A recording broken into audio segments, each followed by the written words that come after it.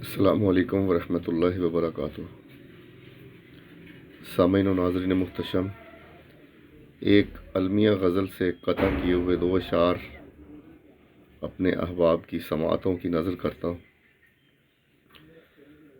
تو لکھا ہے کہ بحر الفت کے بھنور میں پھیر کھاتا رہا صدا، بحر الفت کے بھنور میں پھیر کھاتا رہا صدا، خبر نہ تھی کہ میری کشتی کا پتوار نہیں ہے،